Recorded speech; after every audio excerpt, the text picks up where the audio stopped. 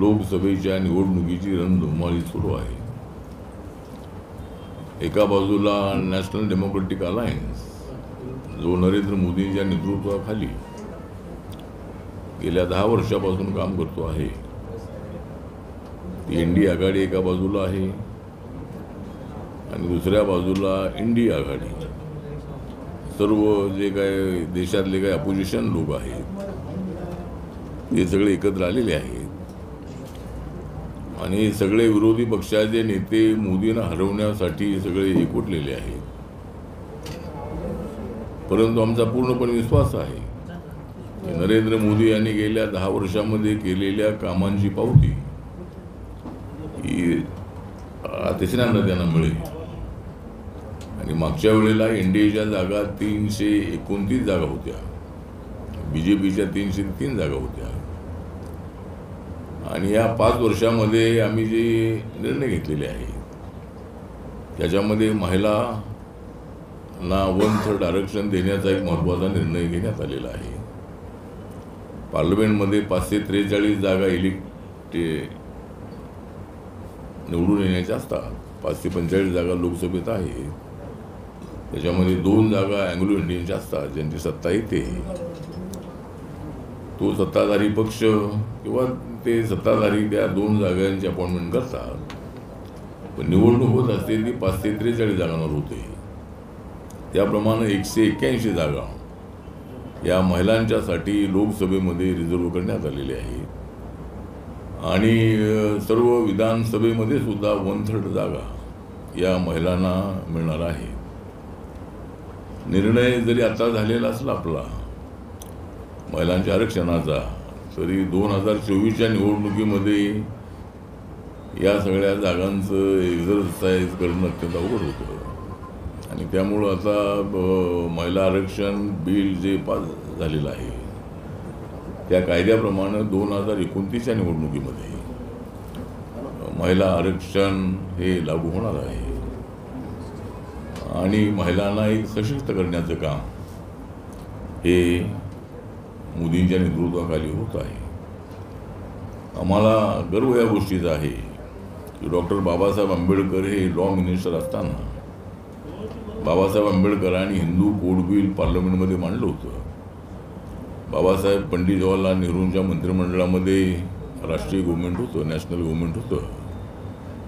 आणि त्यावेळेला बाबासाहेब आंबेडकरांची भूमिका हीच होती की महिला ब्राह्मण असेल, मराठा असेल, बहुजन असेल, मुस्लिम असेल, हिंदू असेल, दलित असेल, आदिवासी असेल किंवा कुठल्याही जातीची धर्माची महिला असेल, तिला समान न्याय मिळाला पाहिजे. तिच्यावर होणारा जो अन्याय आहे तो अन्याय दूर झाला पाहिजे. महिलांकडे पाहण्याचा दृष्टिकोन बदलला पाहिजे आणि महिलांना त्यांचे हक्क दिले पाहिजेत. म्हणून हिंदू कोड बिल पार्लमेंटमध्ये बाबासाहेबांनी आणलं. पण पार्लमेंटमध्ये ते बिल पास होऊ शकलं नाही.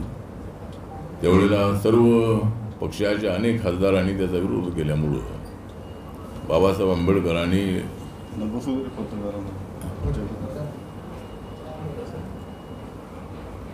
कायदे मंत्रिपदाचा राजीनामा दिला होता. त्यामुळं बाबासाहेबांचं हे स्वप्न या महिला आरक्षण बिलाच्या नंतर साकार झालेलं आहे. आणि याच्या अगोदर 2-3 वेळेला हे बिल अनेक वेळेला संसदेमध्ये आलं. त्यावेळेला मी लोकसभेमध्ये होतो. पण समाजवादी पक्षाच्या आणि राष्ट्रीय जनता दलाच्या नेत्यांनी, खासदारांनी ते बिल 3-4 वेळेला फाडलेलं होतं. त्यामुळं ते बिल काय पास होऊ शकलं नाही. नरेंद्र मोदी यांनी योग्य वेळ साधली आणि यावेळेला बिल आणल्यानंतर कुठल्याच पक्षाने विरोध केला नाही. म्हणजे सगळ्या पक्षांचा आम्ही आभार मानतो की महिला आरक्षणाला काय मी जास्त आवाज म्हणतो ना, तर महिलांचं योग्य वेळेला माननीय नरेंद्र मोदी यांनी ते बिल नवीन संसद भवनामध्ये आणलं आणि त्यासाठी स्पेशल अधिवेशन घेतलं. आणि सर्वच पक्षांनी यावेळेला मात्र पाठिंबा दिला आणि हे बिल एकमताने संमत झालेलं आहे. 370 आर्टिकल हटवण्याचा निर्णय झाल्यामुळं जवळजवळ 99% आतंकवाद काश्मीरमधला थांबलेला आहे. काही ठिकाणी थोड्याशा घटना घडत आहेत, पण पूर्वी आर्मीना अधिकार नव्हते. ज्यावेळेला 370 आर्टिकल होतं त्यावेळेला आर्मीना काही अधिकार नव्हते. आणि मोठ्या प्रमाणामध्ये पाकिस्तानच्या सपोर्टनी मोठ्या प्रमाणामध्ये आतंकवादींची घुसपेट काश्मीरमध्ये होती. आणि अनेक वेळेला बॉम्बलास्ट असतील किंवा फायरिंग असेल, अशा पद्धतीच्या अनेक घटना घडत होत्या. आणि त्यावेळेला जम्मू काश्मीरमध्ये भारताचा तिरंगा झेंडा फडकत नव्हता, कारण 370 आर्टिकल तिथं असल्यामुळं जम्मू काश्मीरसाठी वेगळी कॉन्स्टिट्यूशन होती. आणि नरेंद्र मोदी यांनी 370 कलम हटवल्यानंतर त्या ठिकाणी बाबासाहेब आंबेडकरांनी दिलेलं संविधान लागू झालेलं आहे. त्या ठिकाणी दलितांना आरक्षण मिळालेलं आहे. एवढी वर्ष तिथं जे दलित राहतात त्या दलितांना कसले आरक्षण नव्हतं, परंतु दलित जातींना आरक्षण देण्याचा निर्णय 370 आर्टिकल हटल्यानंतर त्यांना मिळालेला आहे.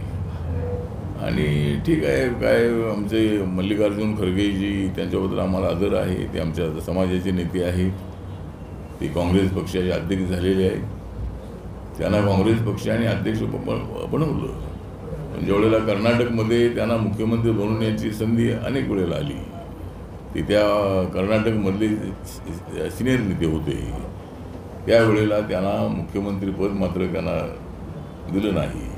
पण आता त्यांनी खरगे साहेबांना अध्यक्षपद दिलेलं आहे, ठीक आहे. परंतु ते म्हणतात की बाबा 370 आर्टिकल इथं कशाला सांगताय. त्याचं म्हणणं असं आहे की तुम्ही जम्मू काश्मीरमध्ये जा आणि तिकडे 370 आर्टिकलची भूमिका मांडा. तिकडे जाऊन आम्ही मांडतो.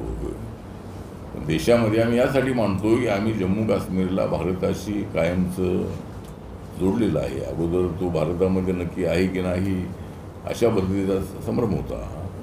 भारताचे कायदे त्यांना लागू नव्हते. आता सगळे भारताचे कायदे, देशाचं संविधान जम्मू काश्मीरमध्ये लागू आहे. आणि त्यातली जवळजवळ जगभरातले टुरिस्ट तिथं अत्यंत दिमाखाने तिथे येतात. आता त्यांना आता अशी अजिबात भीती वाटत नाही आहे. भारतातले टुरिस्ट श्रीनगरला, काश्मीरला, जम्मूला मोठ्या प्रमाणामध्ये जात आहे. आणि त्यामुळं मला असं वाटतं की 370 आर्टिकल हटवण्याचा एक मोठा निर्णय झालेला आहे. त्यानंतर 80 कोटी लोकांना गेल्या 4-4.5 वर्षापासून मोफत अन्नधान्य मिळतं आहे. आणि ते अन्नधान्य आता 80 कोटी लोकांना पुढची 5 वर्षे देण्याचा एक मोठा निर्णय झालेला आहे. गोरगरीब माणसाला उपाशी तापाशी राहू नये म्हणून त्याचं पोट भरण्यासाठी 80 कोटी लोकांना त्याचा फायदा म्हणजे आहे आता. आणि अनेक जे जनधन योजनेचे अकाउंट जवळजवळ 51% उघडण्यात आलेले आहे. 46% लोकांना 46 कोटी लोकांना मुद्रा योजनेचं लोन मिळालेलं आहे. आता पूर्वी 50,000 ते 10 लाख अशा पद्धतीची बँकांच्या मार्फत लोन मिळत होतं, विनात तारण. पण आता ते 50,000पासून 20 लाखापर्यंत गेलेलं आहे. आणि आता इलेक्शन नंतर जे मुद्रा योजनेच्या मार्फत 20 लाखापर्यंत कर्ज मिळणार आहे. आणि एकतर आत्मनिर्भर भारताची संकल्पना मांडू नरेंद्र मोदी यांनी देशाला विकसित करण्याचा प्रयत्न केलेला आहे. देश अत्यंत विकासाच्या दिशेनं पुढे जात आहे. कनेक्टिव्हिटी रोडची अत्यंत चांगली वाढलेली आहे. पूर्वीच्या काळामध्ये कुठलेही नॅशनल हायवे 4 लेन नव्हते. अनेक वेळेला आम्ही जात होतो, पुण्यावरून सोलापूरला जात होतो, आपल्या हैदराबादला जात होतो तर ते सिंगलच रोड असायचे. बेंगळुरूचा रोड सिंगलच असायचा. पण असे अनेक नॅशनल हायवे जे आहेत ते सिंगल होते. पण ते 4 लेन 6 लेन करण्याचा एक मोठा निर्णय नितीन गडकरी यांनी घेतला आणि नवीन अनेक नॅशनल हायवे तयार केले. आणि रोडची कनेक्टिव्हिटी वाढलेली आहे. रेल्वेची कनेक्टिव्हिटी वाढवण्यात आलेली आहे. रेल्वेच्या स्टेशनांचं जे सुशोभीकरण आहे ते रिन्युएशन त्या ठिकाणी अनेक ठिकाणी झालेलं आहे. वंदे भारतसारखी ट्रेन सुरू करण्यात आलेली आहे. मेट्रो अनेक ठिकाणी अनेक शहरामध्ये सुरू झालेली आहे. असे अनेक निर्णय आहेत. त्यामुळं आम्हाला विश्वास आहे की नरेंद्र मोदी यांनी मागच्या वेळेला जर 3 जागा BJPला मिळाल्या होत्या तरोडला 370 मिळतील अशी आमची अपेक्षा आहे. कमी जास्त जागा होतील, पण आम्ही जे काम केलेलं आहे ते लोकांच्या समोर मांडलेलं असल्यामुळं आणि आता साऊथ इंडियामध्ये सुद्धा BJP त्या ठिकाणी काही जागा मिळवण्याची शक्यता आहे. प्रधानमंत्र्यांच्या 1-1 लाख 2-2 लाखांच्या सभा तामिळनाडूमध्ये झालेल्या आहेत. आंध्रामध्ये जगनमोहन रेड्डी यांची ताकद थोडीशी कमी झालेली आहे आणि आता BJP आणि चंद्राबाबू नायडू एकत्र आलेले आहे. त्यामुळं आंध्रामध्ये जागा चांगल्या मिळतील आमच्या इंडियाला आणि कर्नाटकमध्ये ज्या 26 जागा आहेत त्यापैकी 20-22 जागा मिळण्याची शक्यता आहे. 4 जागा तेलंगणामध्ये BJPच्या आता आहे, आता त्या पुढे 3-4 वाढण्याची शक्यता आहे आणि महाराष्ट्रामध्ये आता आमचं 45 आमचं मिशन आहे. पण ठीक आहे, थोड्या जागा कमी जास्त होतील, पण 40पेक्षा जास्त जागा आम्हाला मिळतील असा मला विश्वास आहे. आमच्याकडे कॅन्डिडेट अत्यंत चांगले आहेत. आता आपले भुमरे साहेब आहेत, त्यांना औरंगाबादची आपली संभाजीनगर जागा मिळालेली आहे आणि चंद्रकांत खैरे आणि त्यांच्यामध्ये मोठी फाईट आहे आणि जरी फाईट असली तरी चंद्रकांत खैरे अनेक वर्ष खासदार राहिलेले आहे. त्यामुळं या ठिकाणची जनता ही आमच्या भुमरे साहेबांनाच नक्की पार्लमेंटमध्ये पाठवेल असा मला विश्वास आहे आणि माझा पक्ष महायुतीच्या पाठीशी आहे. माझ्या पक्षाने 2 जागा मागितल्या होत्या, पण त्यापैकी मला एकही जागा आमच्या पक्षाला मिळाली नाही. पण तरी मी ताबडतोब कॉम्प्रोमाइजिंग केलं. म्हणजे हे तर आपापसामध्ये भांडतात या जागांमध्ये, पण माझ्या पक्षाला 2 जागा मिळाव्यात, 2 नसतील तर 1 तरी जागा मिळावी आणि शिर्डीमध्ये माझी इच्छा होती की मी लोकसभेतला तसा माणूस आहे, मी चुकून राज्यसभेत आलेलो आहे, परंतु ती जागा मला मिळावी त्यासाठी मी प्रयत्न केले होते आणि आपल्या देवेंद्र फडणवीस यांनी प्रयत्न केले होते. पण एकनाथ शिंदेजी आणि सदाशिव लोखंडेंसाठी ऐकायला तयार नव्हते. आता ते ऐकायला तयार नव्हते तर मी कशाला ऐकायला पाहिजे होतं, पण आता मला ऐकावं लागलं. एकतर माझ्या पक्षाने हा निर्णय घेतला. सध्याच्या परिस्थितीमध्ये कुठलाही निर्णय बदलणं योग्य नाही. आपण नरेंद्र मोदींच्या सोबत आहोत, इंडियासोबत आपण आहोत. रिपब्लिकन पक्ष छोटा पक्ष असला तरी मी गेल्या 10 वर्षामध्ये माझा पक्ष देशाच्या कानाकोपऱ्यामध्ये मी घेऊन गेलेलो आहे. अंदमान निकोबारमध्ये माझा पक्ष आहे, नागालँडमध्ये माझ्या पक्षातून आमदार निवडून आलेले आहे. मेघालय असेल, आसाम असेल, मिझोराम असेल, त्रिपुरा असेल, अरुणाचल प्रदेश असेल, अशा सर्व राज्यांमध्ये माझा पक्ष आहे. बाकीच्या राज्यात राहायच आहे. त्यामुळं मला असं वाटतं की आम्ही 4 पावलं मागे येऊ. आम्ही हा निर्णय घेतला, पण कार्यकर्त्यांची अपेक्षा ही आहे की आपण 8 वर्ष आपण राज्यमंत्री आहात तर आपल्याला कॅबिनेट मंत्रिपद मिळावं अशी इच्छा कार्यकर्त्यांनी देशभरातली आहे आणि तशी चर्चा देवेंद्र फडणवीस यांच्यासोबत माझी झाली आणि आपण त्यासाठी नक्की प्रयत्न करू असा विश्वास त्यांनी आपल्याला दिलेला आहे. आणि बाकीचं एक राज्यामध्ये विस्तार होईल तेवढे मंत्रिपद देण्याचं मान्य केलेलं आहे. एक विधान परिषद देण्याची मागणी आम्ही केलेली आहे. विधानसभेच्या 8 ते 10 जागा मिळाव्यात अशी मागणी आपण केलेली आहे. येणाऱ्या जिल्हा परिषद, महापालिका, पंचायत समितीच्या निवडणुकांमध्ये RPIला संधी द्यावी ही मागणी केलेली आहे.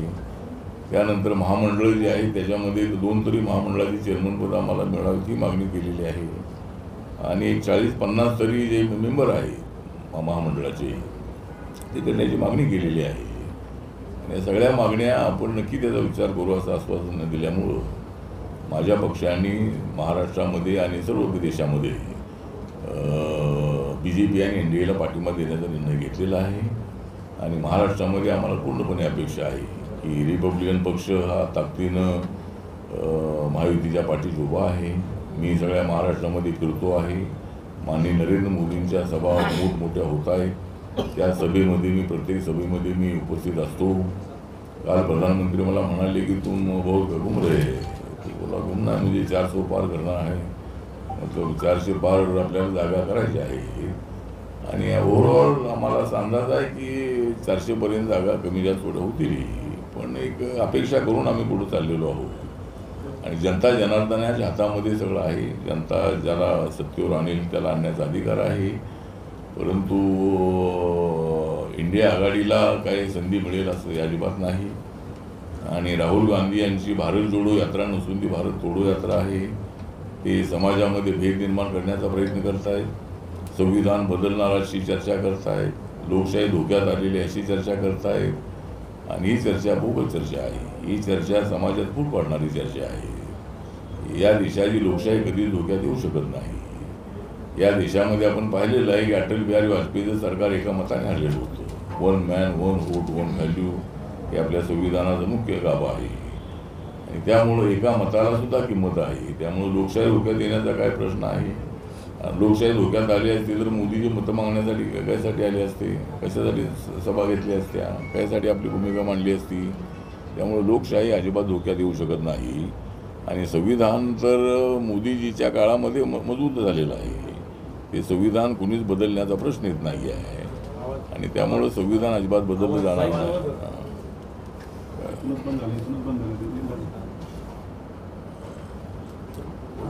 या लोकसभेमध्ये काय चित्र असेल कवितेच्या माध्यमातून कसं सांगा. नाही, कवितेच्या माध्यमातून आता काय सर माईक जरा जवळ घ्या. 400 पार ये है नरेंद्र मोदी जी का नारा. 400 पार ये है नरेंद्र मोदी जी का नारा, इसलिए मैं जगा रहा हूँ भारत सारा. 400 पार का है नरेंद्र मोदी जी का नारा, इसलिए मैं और हम जगा रहे भारत सारा. आज पूरे देश में जो नेता है उसमें नरेंद्र मोदी है चमकने वाला तारा. आज जो पूरे देश में सब नेता है उसमें मोदी जी है चमकने वाला तारा. और 2024 के लोकसभा चुनाव में हम राहुल गांधी के बजा देंगे 12. दिलं जाते. सर तुम्ही म्हणतात महाराष्ट्रामध्ये 48 पैकी 45 खासदारांचे निवडून येतात. महाराष्ट्रामध्ये 48 पैकी 45 खासदार कमीत कमी निवडून येतील. पण आरपीआयला महाराष्ट्रामध्ये भाजप शिवसेनेवाले प्रचारामध्ये ना कुठल्या मिटिंगला बोलवत नाहीत. कसं निवडून येतील. नाही ते आम्हाला बोलवलं नाही तरी आम्ही जातो. म्हणजे आम्हाला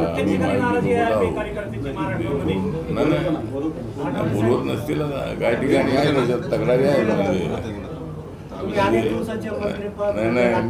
नाही मी तुमच्याकडून आता ऐकलं पण मला रोज 100 फोन येत आहे की आम्हाला बोलवलं नाही म्हणून. पण मी त्यांना सांगतो आपण ठीक आहे अनेक ठिकाणी बोलवतात काही ठिकाणी बोलवलं जात नाही. ज्यांच्याकडे यंत्रणा हातामध्ये आहे त्यांनी कार्यकर्त्यांना सोबत घेतलं पाहिजे. आणि दलितांची मतं बौद्धांची मतं जी आहेत ती आपल्या महायुतीला मिळवायची आहे. ते संविधान कुणीच बदलू शकत नाही. आणि त्यामुळं माझं बौद्ध जनतेला आंबेडकरी जनतेला दलित जनतेला माझं नम्र निवेदन आहे या काँग्रेसच्या खोडसाळ प्रचाराला बळी पडू नका. आणि आमचं सरकार सबका साथ सबका विकासचं सरकार आहे. हिंदू असेल मुस्लिम असेल दलित असेल ओबीसी असेल ब्राह्मण असेल मराठा असेल सर्वांसाठी काम करणारं आमचं सरकार आहे. आणि त्यामुळं आमचं सरकार हे मुस्लिमांच्या विरोधामध्ये नाही. आमचं सरकार हे कुठल्याही जातीच्या विरोधामध्ये नाही. सर्व जातींना न्याय मिळावा ही आमची भूमिका आहे. आणि त्या दिशेनं आमची वाटचाल सुरू आहे. तुम्ही आता पत्रकार परिषदेमध्ये मोदींच्या स्तुतीच्या पलीकडे काही बोलायला तयार नाही. भाषणामध्ये सुद्धा ते तुम्ही एक समाजाचं नेतृत्व करता. तुमचा आणि त्या समाजाचा एक धाक होता राजकारणामध्ये. मात्र आता मोदी स्तुतीच्या मागे तुमचं आणि तुमच्या समाजाचं तुमच्या चळवळीचं सगळं जे काही धाक होता तो लपत चाललाय असं वाटत नाही का तुम्हाला. कारण तुम्हाला 1-2 जागा मागितल्या त्या जागांना सुद्धा तुम्हाला एंटरटेन केलं गेलं नाही. एकंदरीत तुम्ही तुमच्या समाजाला घेऊन मोदींच्या पाठीशी एवढे झाकाळून चाललेला असं वाटत नाही का. नाही मला अजिबात तसं वाटत नाही आहे. कारण समाज माझ्यासोबत आहे. जो समाज आहे माझ्यासोबत आहे. माझ्यावर टीका करणारे नेहमीच टीका करतच असतात. आम्ही कुठली भूमिका घेतली तरी त्या भूमिकेला विरोध करतच असतात. त्यामुळं मी माझ्यामधला पॅंथर अजूनही जागा आहे. त्यामुळं चळवळ जी आहे ती चळवळ त्यावेळेला होती. नामांतराचा लढा होता मंडल कमिशनचा होता. आता आज जरी तशा पद्धतीचे लढे नसलेही तरी कार्यकर्त्यांची मोठी फळी माझ्या पाठीमागं आहे. समाज माझ्या पाठीमागं आहे. देशभरामध्ये लोक माझ्या पाठीमागं आहे. त्यामुळं मोदींची स्तुती करण्याचा विषय नाही आहे. सरकारची स्तुती आम्ही करतो आहोत. सरकारने घेतलेले निर्णय जे आहेत त्या सरकारमध्ये मी आहे. त्या सरकारने घेतलेले निर्णय लोकांच्या समोर मांडणं माझं कर्तव्य आहे. त्यामुळं फक्त मोदींची स्तुती करण्याचा विषय नाही आहे. 370 मुळे दलित समाजाचा काय फायदा झाला. 370 हटवलं त्याच्यामुळे दलित समाजाचा काय फायदा झाला? दलितांना फायदा झाला ना. त्या जम्मू काश्मीरमधल्या दलितांना रिझर्वेशन मिळालेलं आहे. 370 आर्टिकल हटल्यामुळं तिथं पूर्वी आपली घटनाला लागू नव्हती आणि 370 आर्टिकल हटल्यामुळं तिथं आता आपल्या देशाची घटना लागू आहे. आणि जे बाकीच्या राज्यांना ज्या दलितांना सवलती मिळतात त्या सगळ्या सवलती जम्मू काश्मीरच्या लोकांना मिळणार आहे. त्यामुळं रिझर्वेशन हे त्यांना त्या ठिकाणी मिळणार आहे.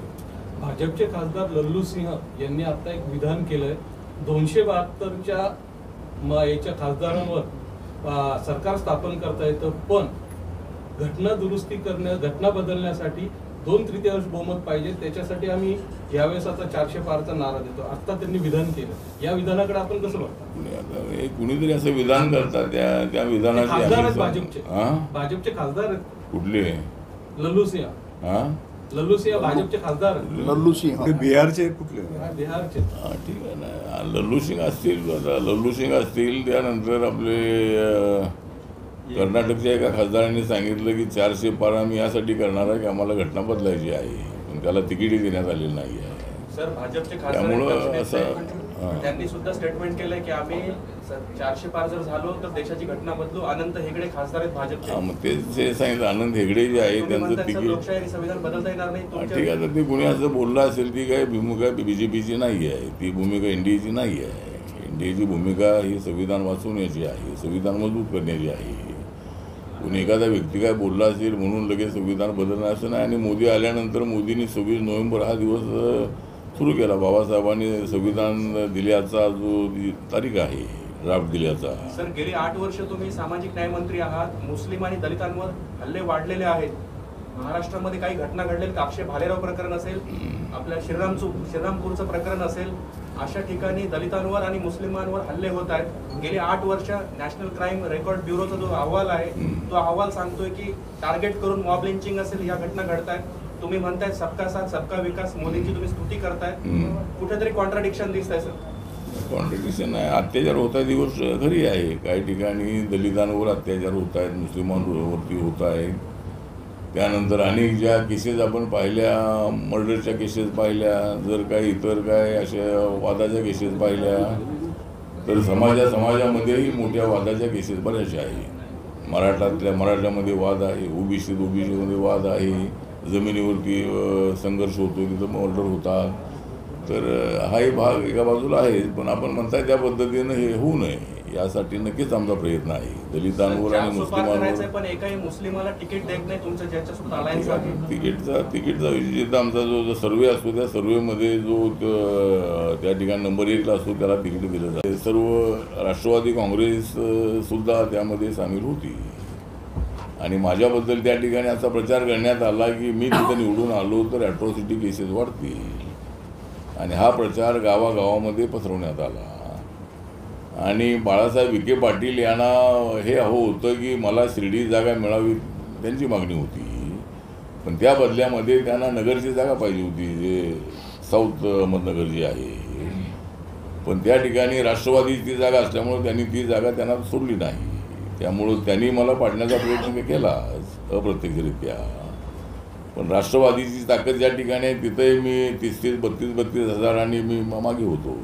त्यामुळं मला तिथे दोन्ही पक्षांनी मला तिथं हरवलेला आहे. जर पवार साहेबांनी जर नगरची जागा, साऊथ नगरची जागा जर बाळासाहेब विखेंना दिली असती तर ती जागा निवडून आली असती आणि माझी जागा निवडून आली असती.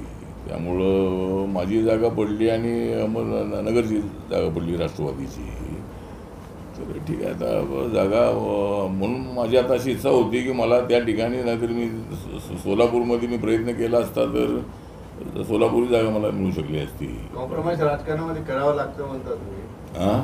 कॉम्प्रोमाइज राजकारणामध्ये करावं लागतं असं म्हटलं तुम्ही. कॉम्प्रोमाइज करण्यातच फायदा आहे राजकारणात आता. म्हणजे फायदा आहे म्हणून मी कॉम्प्रोमाइज करतो. नाही म्हणजे मी जेवढ्याला मला जागा मिळत नाही त्यावेळेला मी सर्व माझ्या राष्ट्रीय कमिटीला विचारलं आणि सर्वांनी सांगितलं की बाबा आपण तिथे असल्यामुळं दिल्लीमध्ये आपला पक्ष वाढतो आहे, लोकांची छोटी मोठी काम होत आहे. आणि अशा पद्धतीने आताताही निर्णय घेऊन बाहेर पडून काय त्याचा उपयोग नाही आहे. मला महाविकास आघाडीकडूनही मेसेज होते आपण इकडे या. मी बोललो मी तिकडून जाता मी इकडे आलेलो आहे, त्यामुळं तिकडं येऊन काय तिथं उपयोग नाही आहे. त्यामुळे ठीक आहे, आता यावेळेला करावं लागलेलं आहे, पण ते प्रत्येक वेळेला आम्ही कॉम्प्रोमाइज करू असं नाही. आमचाही आग्रह आहे, आमच्या समाजाला न्याय मिळाला पाहिजे, आमचं बजेट वाढलं पाहिजे. यावेळेला आमचं बजेट 1,59,000 कोटीचं आहे. पुढच्या बजेटमध्ये अजूनही मोठी प्रोव्हिजन करण्याचा आमचा प्रयत्न राहील आणि लोकांसाठी काम करण्याची माझी भूमिका आहे. पण इथं